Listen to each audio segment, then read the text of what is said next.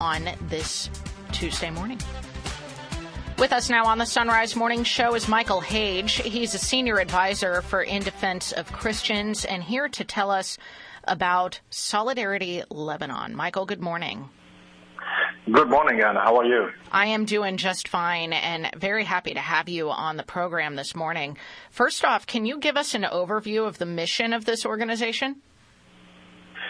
Well, Solidarity was born out of a need in Lebanon. It's basically a call to action.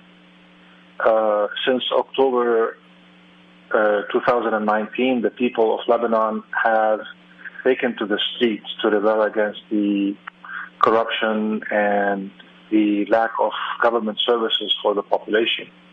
And since then, we've had a pandemic on our hands, and the banking system has collapsed, and increasing sanctions against Hezbollah in Lebanon, which has brought the economy to a halt.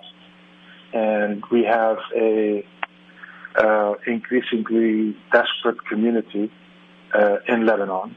As you know, Lebanon is made up of a number of communities. You have Christians, you have Muslims, you have Jews and others in the country. And incidentally, Lebanon is celebrating this year its 100th anniversary.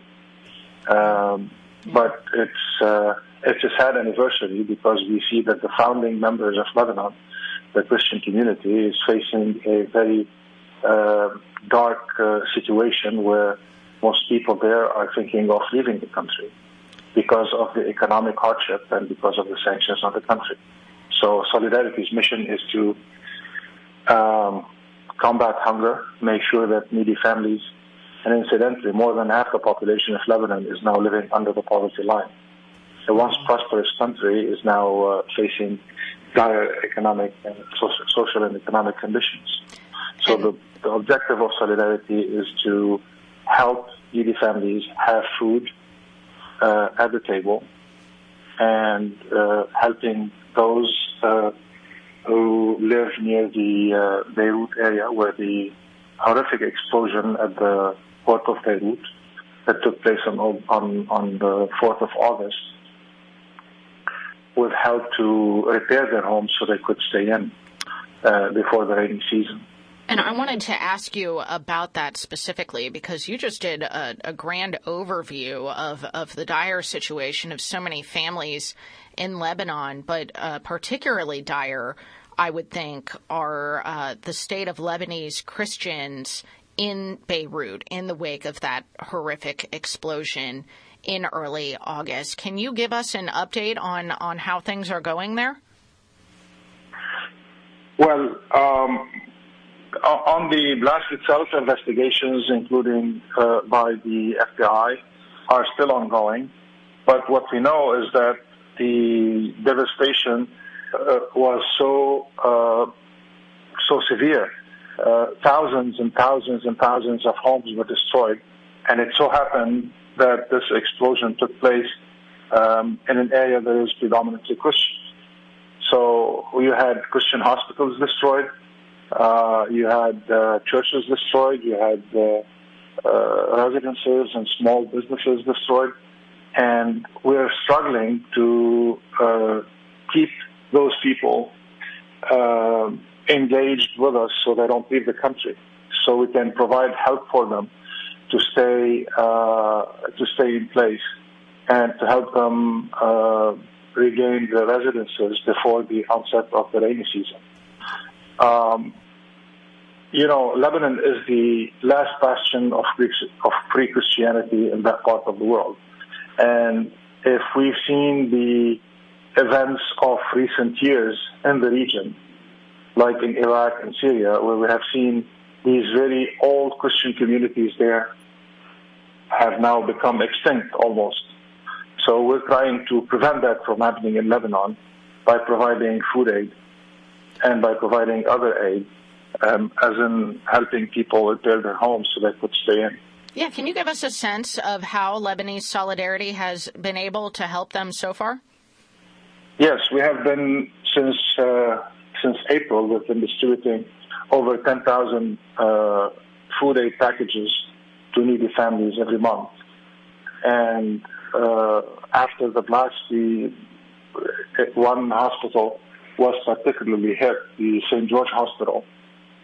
We provided food aid for all the families, and now of the employees, over 1,400 employees there. And what we're doing right now is working with engineering firms that have partnered with us pro bono to assess the damage and go directly into contracting so we can fix those homes. What we're doing is we are raising funds.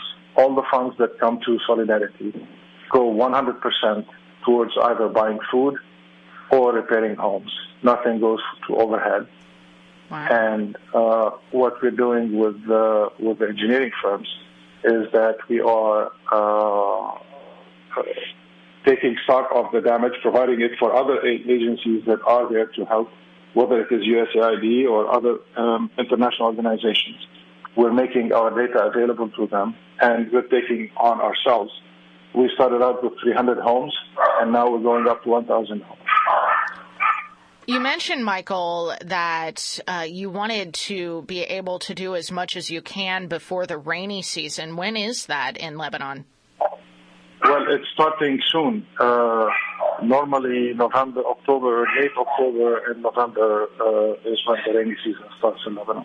So time is definitely of the essence. So, Michael Hage, if listeners want to get more information and perhaps contribute as well to help you in this work to help families rebuild, where do they get more information?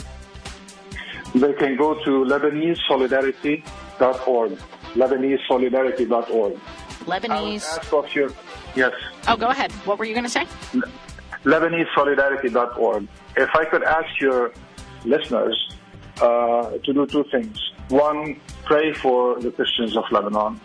And two, if you find yourself able to donate $10, $20 a month, please go on the website, LebaneseSolidarity.org, and give what you can. LebaneseSolidarity.org. We've been talking to Michael Hage. And Michael, please definitely be assured of our prayers. And I know that our listeners are generous, and I'm sure plenty of them will be checking onto the website to offer a donation to help. Thank you